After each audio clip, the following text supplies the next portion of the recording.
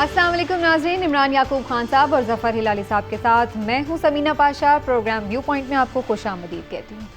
नाज़रीन, जाने इस हुकूमत को ज़्यादा खुशकिस्मत कहें या फिर इस ऑपोजिशन को बदकिस्मत कहें, समझ नहीं आता कि कौन ज़्यादा खुशकिस्मत है और कौन बदकिस्मत। खुशकिस्मती हुकूमत की ये है कि ऐसी ऑपोजिशन मिली है जो कि कमज़ोर है, जो कि आपस में भी मुत्तहिद नहीं है, जो कि केसेस में फंसी हुई है, जो कि उस तरह से सड़कों पर लोगों को लाने की सकत नहीं रखती, जो कि उस तरह से प्लानिंग नहीं कर पाती।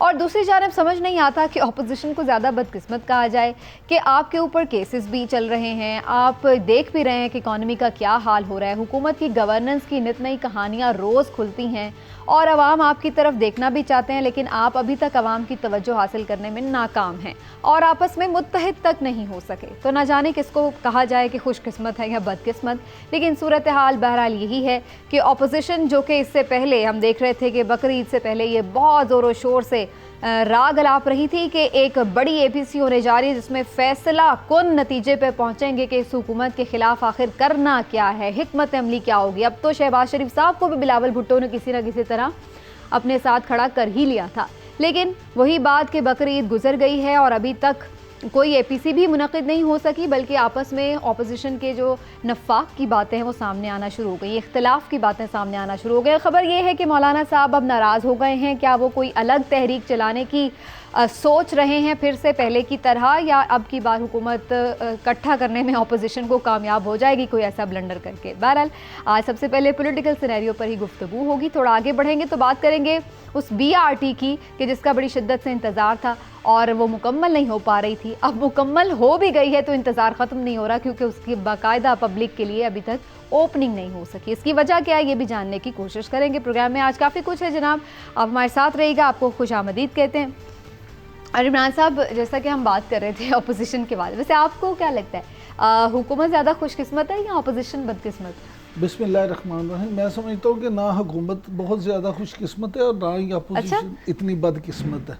दोनों अपनी अपनी शतरंज की जो चाल है ना वो उस पर चाल चल रहे हैं। दोनों के अपने अपने मोरे हैं, दोनों अपनी अपनी गेम लगा के बैठे हुए हैं और एक दूसरे को मात देने की कोशिश कर रहे हैं। देखिए, बात यह है कि ये पीपल्स पार्टी और मुस्लिम लीग नून वही जमातें हैं जो आपको याद होगा कि दोनों एक दूसरे के खिलाफ APC करती थी। और मौलाना फजलुर रहमान साहब, मैं तो ज़ाती तौर पे उनका बड़ा एहतराम करता हूँ और हमेशा ये कहता हूँ कि वो इंतहाई ज़ीरक सियासतदान है और जितने सियासत के रमूज़ वो समझते हैं बहुत कम लोग हमारे यहाँ समझते हैं। वो तो हमेशा हर दौर में जब भी हुकूमत, आप देखें कि पिछले 2-3 दहाइयों में जब भी उन्हें मौका मिला तो के साथ ही होते हैं, उन्होंने अपना हिस्सा भी वसूल किया और अपोजिशन जहाँ ज़रूरत पड़ी वहाँ अपना रोल भी अदा किया। अब आ जाते हैं, ये पहला मौका है काफ़ी अरसे के बाद जब पीपल्स पार्टी और नून लीग मिल के ये सारा खेल खेलना चाहते हैं।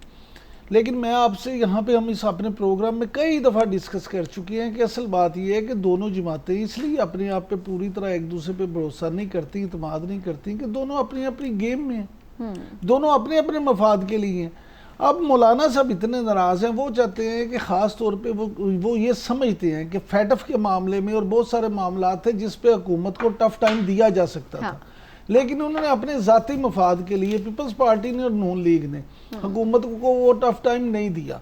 दूसरा उनका ये भी इतराज़ है कि ये अपनी बारी में तकरीरें कर लेते हैं कौमी असम्बली में, सेनेट में, जब मौलाना के लोगों की बारी आती है तो इतना माहौल को गरमा देते हैं, इतना ख़राब कर देते हैं कि वो लोग तकरीर भी नहीं कर पाते और फिर उसके बाद क्या होता है, उसके बाद ये वॉकआउट भी कर जाते हैं। इसलिए मौलाना ने अब शर्त ये रखी है कि जनाब जब तक पीपल्स पार्टी और मुस्लिम लीग नून तहरीरी तौर पे मौलाना को ये यकीनदानी नहीं कराएंगे, तहरीरी तौर पे ये यकीनदानी नहीं कराएंगे कि हम आपके साथ हैं, आप जो भी लाहेमल तय करेंगे हम उसमें आपके साथ खड़े होंगे, उतनी देर तक मौलाना ने कहा ना मैं रहबर कमेटी किसी के इजलास में एक बात है कि वो तहरीर से भी कोई मुकर जाए तो फिर क्या हो सकता है, अगर वो ले भी लें।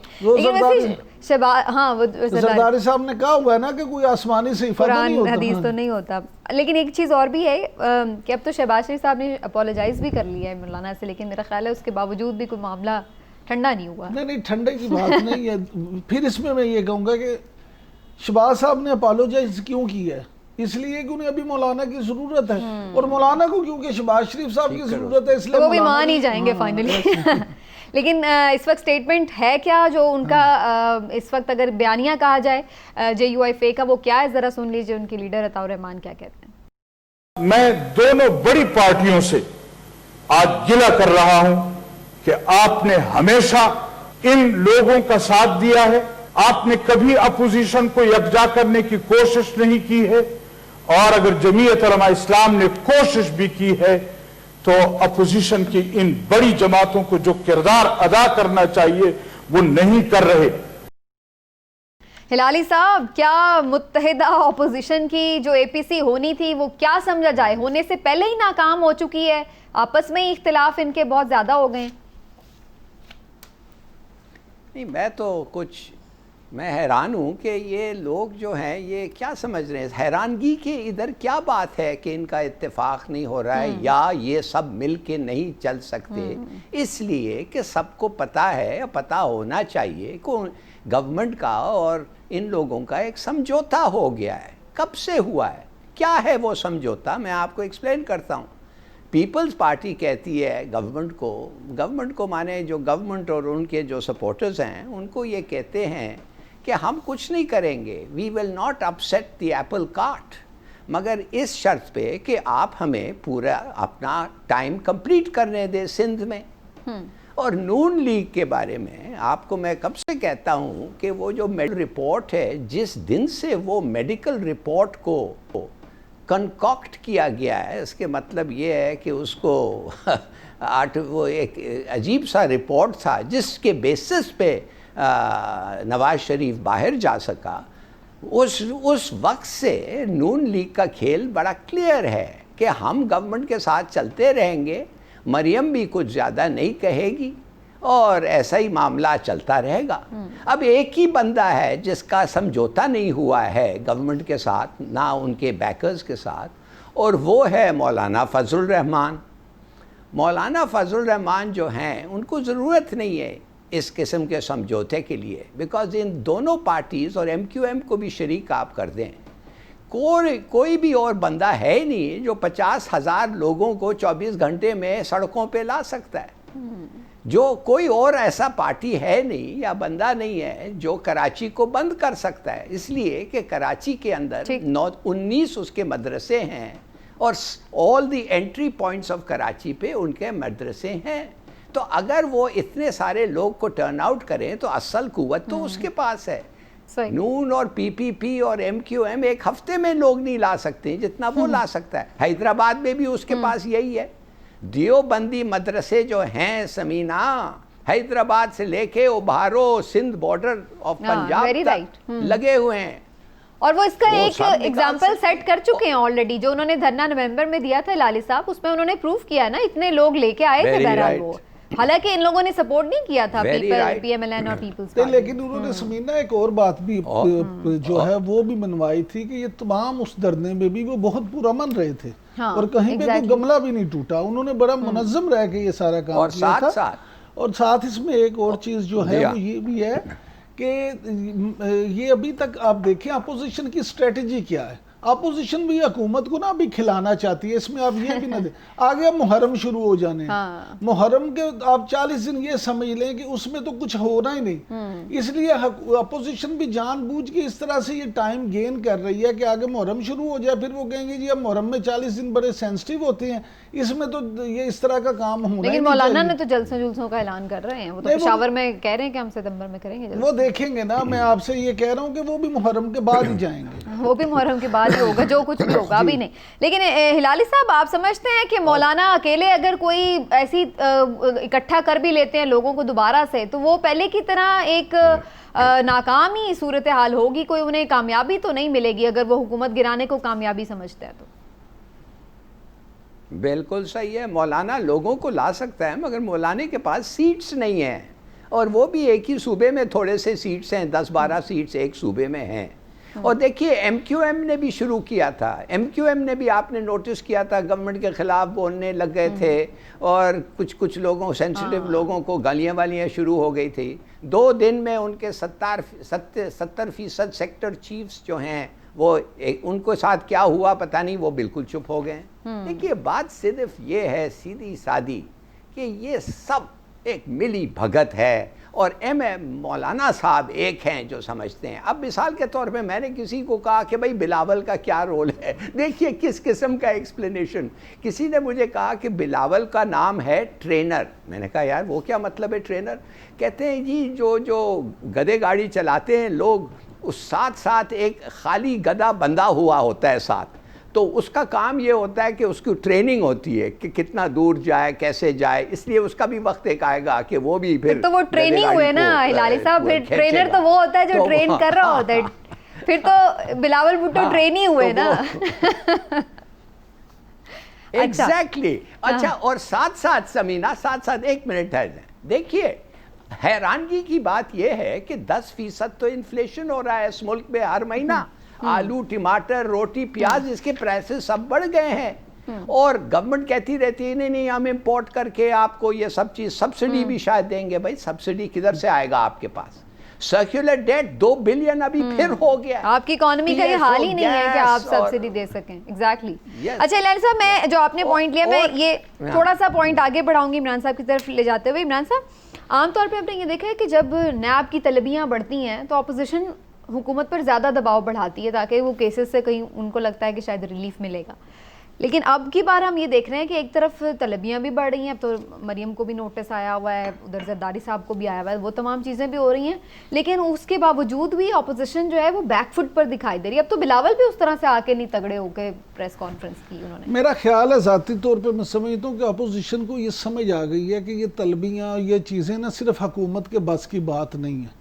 अच्छा, वो ये समझते हैं कि जहाँ से ये तलबियाँ हो रही हैं, जहाँ से इशारे आ रहे हैं, जहाँ से सारे जो ये मामलात है चल रहे हैं, मेरा ख्याल है अपोजिशन का सारा जोर वहाँ पे मामला ठीक करने पे। वो तो गेम चेंजर ने फिर इसका मतलब कामयाब नहीं हुए शहबाज शरीफ साहब? नहीं, मैं उनके तो मामला तय हो गए थे। मैं अब भी आपसे कहता हूँ कि शहबाज शरीफ के मामला तय हैं, इसीलिए तो अभी अंदर नहीं है, वो बाहर है। अच्छा, अगर उनके मामला तय ना होते तो वो जेल में होते, अगर उनके मामला तय ना होते तो नवाज शरीफ बाहर ना जाते, अगर उनके मामला तय ना होते तो मरियम नवाज चुप करके ना बैठती। लेकिन मामला इस हद तक ही तय हैं कि ये गवर्नमेंट करते रहेंगे और आपको थोड़ा सा ये रिलीफ मिलेगा। एक चीज को समझ लें, दुनिया में हर चीज का हल मौजूद होता है। दुनिया में हर चीज का हिलाली साहब हल मौजूद होता है, सब कुछ हो सकता है, लेकिन किसका हल नहीं होता? सिर्फ नीयतों के खोट का कोई हल नहीं होता।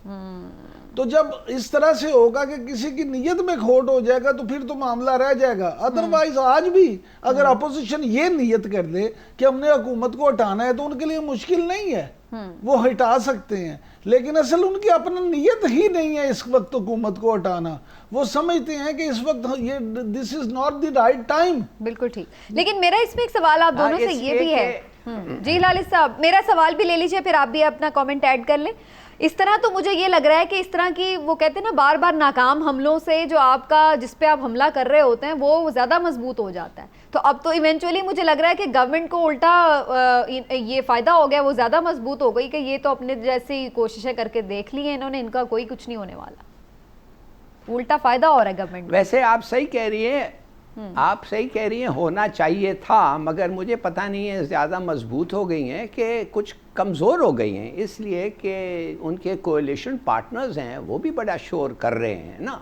अब वो कोएलिशन पार्टनर्स के ख़िलाफ़ जो केसेस आ रहे हैं, जैसे मैंने कल आपको बताया था, सबके खिलाफ, सब बाप बेटे के खिलाफ एक केस आने लगा है। तो मेरे ख्याल में तो सब बाप बेटा है, this is a country of बाप बेटा, ये जो बाप करता है वो बेटा करता है। अब मैं आपको बताऊं कि इनका तो जैसे मैंने कहा, इनका तो एक एग्रीमेंट तय हो गया है और मामला अभी चल रहा है, it's continuing, no need to worry.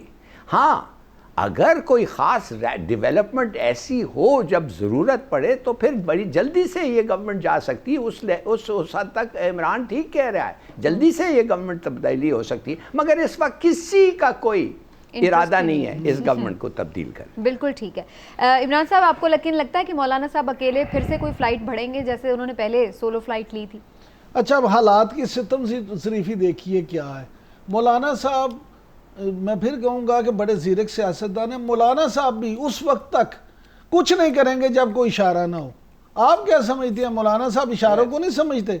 मौलाना साहब इशारों की जुबान को शायद दूसरों से ज्यादा बेहतर पिछली बार क्या समझते। उन्होंने गलत इशारा पढ़ लिया ना था? ना ना, इशारा उस वक्त भी ठीक था। अच्छा, लेकिन आप एक बात समझिए, रिजल्ट ओरिएंटेड हर दफा इशारा ये नहीं होता कि अगले की गर्दन ही उड़ा दो। अच्छा। कभी इशारा सिर्फ डराने का होता है, कभी धमकाने का होता है, कभी विकेट ही हटाने नहीं का उड़ानी, होता है। कभी सिर्फ बाउंसर भी हाँ कराना जी। होता है। असल में दबाव बढ़ाने के भी मुख्तलिफ तरीके होते हैं, दबाव बढ़ाने के भी मुख्तलिफ तरीके होते हैं, और मौलाना को इजी ना लें। मैं आपसे बार लेकिन बार गवर्नमेंट कहता पे हूँ, कोई क्यों दबाव बढ़ाएगा? तो इतने अच्छे बच्चे तरीकों से एस्टैब्लिशमेंट के साथ भी चल रहे हैं, कोई अभी तक मैंने नहीं मेजर इख्तिलाफ देखा कि गवर्नमेंट और एस्टैब्लिशमेंट का नजर आ रहा हो। तो उन्हें क्या जरूरत पड़ी है कि ऑलरेडी एक अच्छे बच्चे को क्यों नहीं प्रेशराइज समझना, ये करें? आपने कैसे ये समझ लिया कि अगर आपको ये तो अंदाजा नहीं। नहीं है तो फिर सब नहीं, मैं राजी इसीलिए हैं? तो मैंने पूछा है कि आप बता दें। बात ये है कि सबसे बड़ा इख्तिलाफ तो उस्मान बुज़दार साहब पे है।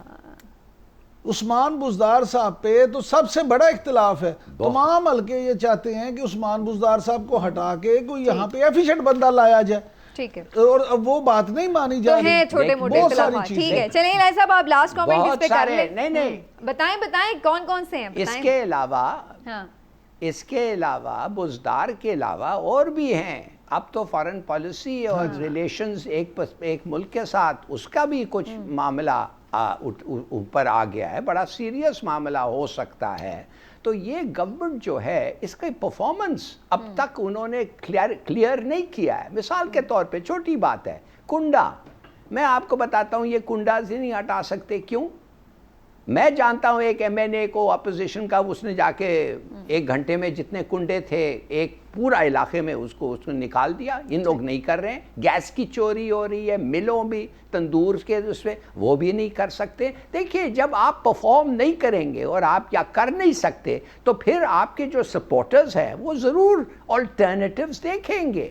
और फिर मैं कहता हूँ शहबाज शरीफ एक ऑल्टरनेटिव है, मगर not for now, not for the moment. बिल्कुल ठीक। लेकिन इस सारे सीन में ये ज़रूर हो रहा है बहरहाल कि ऑपोजिशन खुद ज़रूर एक्सपोज हो रही है, और मेरा ख्याल है जैसे सब तज्जियाकार बैठ के टीवी पे गवर्नमेंट भी हो रही है। हाँ चीज़ों को एनालाइज सुमीना, करते हैं। इसमें आप नहीं, मैं इस सुमीना, पॉइंट ऑफ व्यू से कह रही हूँ, हुकूमत तो हो ही रही है ना, वो तो अपनी परफॉर्मेंस से हो रही है, लेकिन ऑपोजिशन जो ये कहती है कि जी हम ये करने जा रहे हैं, वो करने जा रहे हैं, लेकिन फिर नहीं करती, तो लोगों को उनका भी आहिस्ता आहिस्ता आइडिया हो रहा है कि अच्छा जी ये करने वाले कुछ नहीं है। पाकिस्तानी सियासत के अजीब रंग है। आपको हैरत होगी कि इतने मासूम हमारे अवाम है ना कि वो इन चीज़ों को नहीं, वो समझते हैं हाँ बेचारे मजबूर थे, क्या करते, एक का बाप बाहिर था, एक का हाँ, बाप वैसे ये भी अंदर ठीक कह रहे था, हैं आप। इनके साथ हर बड़े दफा हम जुल्म मना हुए। लेते हैं हाँ, अवाम को। इसलिए ठीक है। अवाम को राजी कर चलें लेते जी, ऐसी बातें करते हैं। इसी पॉइंट पर नाज़रीन एक ब्रेक ले से वापस आते हैं, तो बात करते हैं कि बीआरटी पे भी अवाम बड़े नाराज़ थे और मीडिया भी नाराज़ था, अपोजिशन भी बड़ी तनकीद कर रही थी। अब बीआरटी बंद तो गई है, लेकिन इसके बावजूद भी ओपन क्यों नहीं हो रही, जानने की कोशिश करते हैं ये नाराज़गी कैसे दूर होगी ब्रेक के बाद।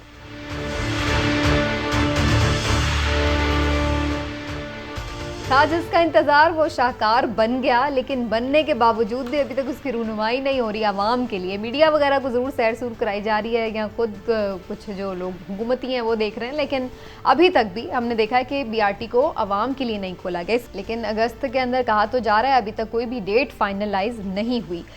दूसरी जानिब ये भी ज़रूर कहा जा रहा है कि जनाब इसमें गलतियाँ कोताहियाँ भी हुई हैं, अगरचे ये तो कह रहे हैं कि कोरोना की वजह से लेट हुआ है। अब कंप्लीट तो हो गया है, लेकिन अच्छी खबर के साथ इसमें जो सवालात तशनगी वाले रह गए हैं वो ज़रूर हम ऐड कर लें कि क्या जो इस पर करप्शन की बातें हो रही थी उस पर तहकीकात ख़त्म हो जाएगी मुकम्मल होने से, क्या एक दूसरे पर तनकीद का सिलसिला, ये जो ताख़ीर हुई है, जो इसकी लागत बढ़ गई है, ये सब मामलात किधर जाएंगे जानने की कोशिश करेंगे। हिलाल साहब, पहले आपसे स्टार्ट करते हुए, सर आपको क्या लग रहा है बीआरटी के मामले पर बहुत सारे एलिगेशंस थी, अगर मुकम्मल हो जाए चीज़ तो इसका मतलब ये तो नहीं कि वो एलिगेशंस ही ख़त्म हो जाएंगी, तो आपको लगता है कि अब उन पर काम आगे चलेगा? देखिए समीना, ये बड़ा अच्छा बात की शिबली साहब ने, कहने लगे कि बहुत सारे हमने प्रोजेक्ट्स किए हैं और एक में इसमें गलती हो गई है, मगर उनको थोड़ा सा सोचना चाहिए कि अगर गलती हो गई है तो क्या वजह है कि पब्लिक और मीडिया और अपोजिशन पार्टीज़ भी आपके ख़िलाफ़ इतना बोल रहे हैं। वो इतना इसलिए बोल रहे हैं कि आप तो किसी को माफ़ तो नहीं करते हैं ना, थोड़ी सी भी गलती हो तो आप तो चीखने और चिल्लाने लगते हैं। तो जब आप गलती करते हैं वो भी बात करेंगे। मिसाल के तौर पे आप मुझे बताएं, 6 महीने का प्रोजेक्ट 1.5 साल लग गया, 50 अरब का प्रोजेक्ट 70 अरब लग गया। अब ये जब होता था ऑरेंज ट्रेन में, जब बजट कॉस्ट बढ़ता था तो आप चीख के कहते थे करप्शन करप्शन। तो ये क्यों हुआ? क्या आप एक फोरेंसिक इंक्वायरी करेंगे, ऑडिट करेंगे और आप बताएंगे कि क्यों ये डिले हुआ और क्यों बजट से ज़्यादा था? Very right. एक तो मैं आपको ये बात कहना चाहता था। दूसरी बात मैं आपको ये कहना चाहता था, ये किस किस्म का प्रोजेक्ट है भाई? माफ़ करिए, मैं I am not an engineer, मगर ये एक बड़ा बीच रोड से अफ़गानिस्तान का जो मेन सड़क है, जो हमारा पेशावर से अफ़गानिस्तान जाता है, उसमें ये बन गया, बीच में ये जा रहा है। दोनों इस तरफ और उस तरफ वेहिकुलर ट्रैफिक है, गाड़ियाँ और दुकानें। वो इतना क्रश हो गया है उधर कि मैं तो सोच रहा था कि भाई ये इसको आपने एलिवेट क्यों नहीं कर दिया? अगर आप इसको एलिवेट करते तो वो बड़ा रोड होता, वो दोनों चीज़ें वो भी हो सकता था। अब तो एक बड़ा क्रश लगने लग वो गया। तो सर वो मेट्रो का तो डिजाइन ही बाय डिजाइन ही ऐसे होता है ना। वो तो लाहौर में भी ऐसे ही है, फिरोजपुर रोड के मिडल से वो गुजरती है, साइड में दूसरी रोड पे ट्रैफिक तो चलती है। जगह पे वो देखें, क्या ये डिजाइन ब्रिज भी बनाया है। हिलाली साहब जो कह रहे हैं, हिलाली साहब का मकसद ये है कि अगर इसको ओवरहेड ब्रिज बना के तो कर दिया जाता तो ज्यादा बेहतर होता। असल में बनाए हुए हैं, हिलाली ब्रिजेस साहब बीच में हैं, अंडरपासेस भी हैं। हिलाली साहब हुआ ये कि असल में ये जो है ना बीआरटी, इसमें ये मामला इस तरह से हुआ कि पहले ये रोड्स को खुला करने का मंसूबा किया गया, उसमें पैसे खर्च किए गए, बजट लगाया गया, और उसके बाद इन्होंने जब इसको कर दिया तो वो रोड्स तो खुला करने का उस तरह से फायदा नहीं हुआ जो आप बात कह रहे हैं, क्योंकि फिर वो उतनी ही कंजेशन हो गई। लेकिन ये है कि जब ये चल जाएगा तो ट्रैफिक का लोड जब अगर कम हो तो उससे शायद ट्रैफिक जो बेहतर हो जाए। अब शायद लेकिन इमरान साहब आपको लग क्या रहा है इफ्तिताह क्यों नहीं? मैं आखिरी, अच्छा चलिए आप अपना आर्गुमेंट कंप्लीट कर लें जी। ओके लाली साहब, ओके जी लाली साहब। मेरा आखिरी पॉइंट ये है कि ये जो 70 अरब का प्रोजेक्ट है, इस पे सब्सिडी कितना दे रहे हैं भाई? हाँ, टिकट का कितना सब्सिडाइज करेंगे? करना तो है ना, जाहिर है। और अगर सब्सिडाइज करना पड़ा तो वो पैसे किधर से आएंगे? और बल्कि आपने तो इन्होंने खूब मचाया ऑरेंज ट्रेन। मैं यही कहने वाली थी कि ऑरेंज ट्रेन और मेट्रो पे सबसे बड़ी तनकीद ही ये थी कि जी आपने ये ऐसे वाइट एलिफेंट प्रोजेक्ट्स बनाए हैं जिन पे आपको जेब से पैसे देने पड़ेंगे, तो फिर आप भी तो अल्टीमेटली यही कर रहे हैं ना। लेकिन इमरान साहब अब कम से कम एक तनकीद खत्म हो गई है कि हो बन गया है, चलें। अच्छा, अब इफ्तिताह क्यों नहीं हो रहा? पहली बात तो ये है कि चलें जी, तहरीक इंसाफ की ये बात सही मान लेते हैं, उनका दावा कि ये कंप्लीट हो गया, आपको मुबारक हो जी, आपने कंप्लीट कर लिया। लेकिन जो अहम सवाल है वो ये है कि क्या आपने उसकी 100% जो हायरिंग थी वो मुकम्मल कर ली है? क्योंकि हमारी इतलात के मुताबिक अभी सिर्फ 40% हायरिंग मुकम्मल हुई है, 60% हायरिंग जो स्टाफ है वो ही भर्ती नहीं किया जा सका। उसके अलावा जो मेन डिपो है आपका ख़यामताबाद वाला, वो भी अभी उसकी तमीर मुकम्मल नहीं हुई। उसके अलावा गार्डन डिपो जो है उसकी भी तमीर अभी उसी तरह से मुकम्मल नहीं हुई। ये सारी चीज़ें जो अभी रहते हैं, चले ये काम होते रहते हैं साथ, मेट्रो में, ऑरेंज में, सब जगह होते हैं। हम कहते हैं जी बड़ा अच्छा किया आपने कर लिया, वैसे बनी अच्छी है, मैंने देखी बड़ा अच्छा हुआ। लेकिन मुझे अब ये बताएं कि जिस इंक्वायरी की बात हिलाली साहब कह रहे थे, मैंने तो आपने भी किया था, वो जब इंक्वायरी हुई थी और जिस कंपनी के खिलाफ वो इंक्वायरी हुई थी, जिसकी चीजें ये बेजाब्तगी और ये चीजें सामने आई थी, उन्हें आपने लाहौर में एक मजीद प्रोजेक्ट दे दिया, इस्लामाबाद में 3 प्रोजेक्ट दे दिए। तो क्या कोई पूछने देखने वाला नहीं है? बजाय इसके कि आप पहले उनकी एक जिस तरह फ्रांसिक ऑडिट करा के तहकीकात कराते, आपने मजीद उन्हें नवाज दिया। ये कहाँ का मेरिट है? आप मेरिट में एडिट करते, खुद ही मेरिट से आगे निकल गए। अब आए तो आपके बेसिक सवाल की तरफ कि ये लेट क्यों हुआ। तो लेट ये हुआ कि पीटीआई ये समझती है कि ये उनका एक ऐसा प्रोजेक्ट है जिसको वो बेच सकते हैं। बेचने से मुराद ये कि पब्लिक के सामने वो उससे अपना पॉलिटिकल फायदा उठा सकते हैं।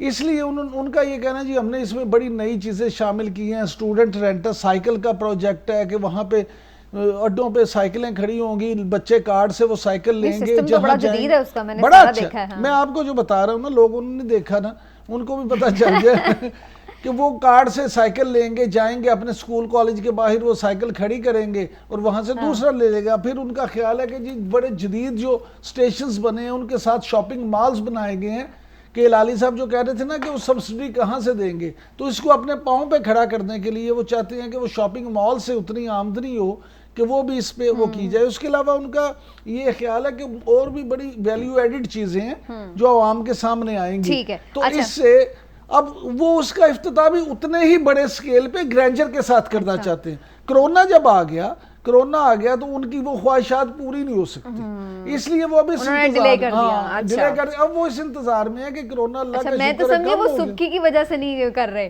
कि वो शर्मिंदा हो रहे हैं कि ये नहीं, उन्हें वो कोई कामयाबी लग नहीं रही कि इतनी देर में हमने कंप्लीट किया, तो शायद वो इस वजह से खुल के उसका क्रेडिट नहीं लेना चाह रहे। वो अब करेंगे और बड़े जोरदार तरीके से करेंगे। हिलाली साहब, जो भी है बहरहाल एक बात तो है कि एक प्रोजेक्ट तो मिला है पेशावर की आवाम को, आपको तो वो भी नहीं मिला कराची वालों को। वो तो बेचारे अभी तक वो W11 जो है बस उसमें जा रहे हैं। और वो बिलावल भुट्टो को भी उन्होंने वो कार्ड भिजवा दिया है कि देखें जरा आगे। हाँ हाँ, अब आप बिलावल भुट्टो कहें या ट्रेनर कहें, ट्रेनर।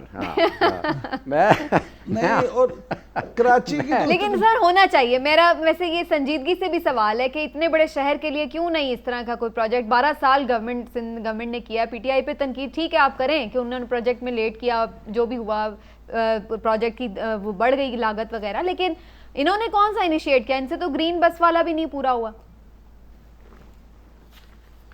देखिए समीना, मैं 1993 से मैं आपको बता सकता हूँ कि जो सिंध का बंदा प्राइम मिनिस्टर पाकिस्तान का बना, उसका पहला इंटेंशन ये था कि एज़ प्राइम मिनिस्टर वो एक फेडरेशन के तरफ से सिंध को ऐसा एक तोहफ़ा दे, और ख़ास तौर कराची को, कि उनका नाम उजर। और ये जो आपको पता है ना, ये राउंड कराची सर्कुलर रेलवे, ये वो सब चीज़ की तैयारी हुई है, मगर इम्प्लीमेंट नहीं हुआ। अब ये क्यों नहीं इम्प्लीमेंट हुआ? अगर तैयारी हो गई, आपका गवर्नमेंट है कराची में, माने सिंध में, आपका गवर्नमेंट है फेडरल कैपिटल में, मगर फिर भी नहीं हुआ। क्यों नहीं हुआ?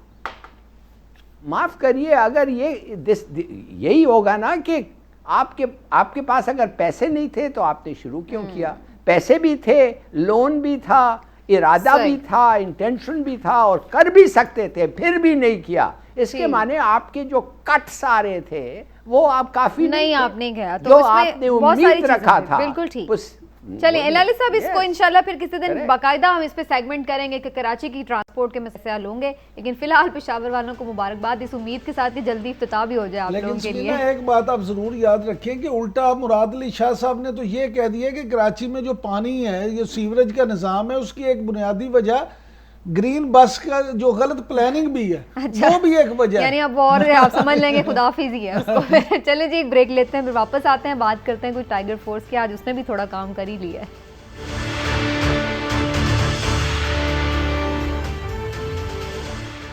35 लाख पौधे कह रहे हैं कि एक दिन में लगाए गए हैं। आज शजरकारी मुहिम का आगाज हुआ। टाइगर फोर्स ने इसमें हिस्सा लिया। इमरान साहब चलेंगे, टाइगर फोर्स को आखिर किसी काम ले ही आए हैं, ये तो अच्छा हो गया कि पौधे लगा दिए उन्होंने। बड़ी अच्छी बात है, इससे तो बेहतर कोई बात हो ही नहीं सकती। पौधे लगाना तो आप पता ना कि जन्नत का काम है, जन्नती लोग हैं जो करते हैं, उनको यहाँ भी अजर है और आगे भी अजर है। लेकिन लोग तनकीद क्यों कर रहे हैं? तनकीद इसलिए कर रहे हैं कि तनकीद पौधे लगाने पे नहीं कर रहे, टाइगर फोर्स पे कर रहे हैं। वो कह रहे हैं कि टाइगर फोर्स, 2-3 जल्दी चीज़ें बता दूं कि ये टाइगर फोर्स जाननिसारे इमरान खान या जाननिसारे तहरीक इंसाफ नहीं होनी चाहिए। अगर लाखों रज़ाकार पाकिस्तान की खिदमत करना चाहते हैं तो ये उन रज़ाकारों को रेलू कट्टे के तौर पे ना लिया जाए, अपने कारकुनों के तौर पे ना लिया जाए, बल्कि इनको नहीं, तो ये अच्छा काम किया ना उन्होंने। बड़ा अच्छा काम किया, बहुत अच्छा। क्या बुराई है? वो कोई भी कर ले, जाने सारे इमरान मैं कर ले। कहता हूँ कुछ भी कर ले, लेकिन असल चीज़ ये है कि पौधे लगाने से ज्यादा हम मेरे नजदीक ये है कि जो पौधे लग जाए उनकी हिफाजत की जाए। आज आपने वीडियो देखी होगी सोशल मीडिया में जो हुआ है, जिस तरह से बाड़ा में हुआ है, अगर हमारे वो प्रोड्यूसर दिखा दें कि किस तरह से उन्होंने वो किया, ये देखें पौधे उखाड़ के उन्होंने फेंके। अगर ये हाल होना है तो फिर उस लगाने का फायदा कोई नहीं। ये अफसोसनाक वाकया पेश आया, यकीनन नहीं होना चाहिए, लेकिन ओवरऑल एक बड़ा प्रोजेक्ट है। अगर सजा मिले ना तो आइंदा कहीं और दूसरी जगह बड़े और लोगों को कभी मिली है यहाँ सजा। लाली साहब जी, लाली साहब योर टर्न। देखिए जी, बात सीधी सादी ये है कि आप जितना भी कहें कि वो जो लोग थे गलत किया, मैं समझता हूँ गलत किया, मगर बात असल ये है कि आपके ज़मीन पे अगर लोग आके पौधे लगाने लग जाएं बग़ैर आपकी इजाज़त, बग़ैर आपको पूछे, बग़ैर एनी वार्निंग, तो मुझे बताएं कि आपका क्या ख्याल होगा? वो आपका ख्याल ये होगा कि यार मेरा ज़मीन चोरी कर रहे हैं, ये तो मेरा ज़मीन ले रहे हैं। आई थिंक अच्छा। देखिए पाकिस्तान का झंडा उड़ा रहे थे वो।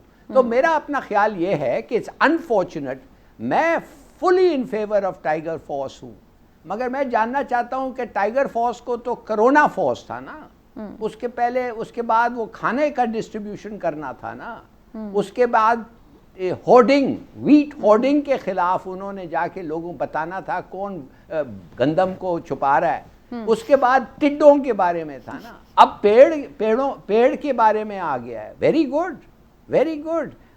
पता नहीं दूसरे कितना काम हुआ है, मगर इट्स स्टिल वेरी गुड। अभी भी मैं कहता हूँ इट्स वेरी गुड। और सबसे बड़ी बात यह है कि इमरान खान साहब को मेरे ख्याल में दाद दें कि हम लोगों का इन्वायरमेंट जिस तरीके से वरना उन्होंने ये तो पहले कभी environment को प्रायोरिटी नहीं रही, ये तो project वेरी किया है। राइट। हाँ, ये तो बात बड़ी सही है। वक्त खत्म हो गया। वर्ल्ड इंस्टीट्यूशंस बता ये रहा है कि उनका जो वक्त खत्म हो गया लाल साहब, थैंक यू सो किसी की मच। जगह पे ना लेकिन ये प्रायोरिटी नहीं रही, अब मिली है, अल्लाह करे कि इसको सीरियसली देखा भी जाए। नाज़रीन इजाजत दीजिए, अल्लाह हाफ़िज़।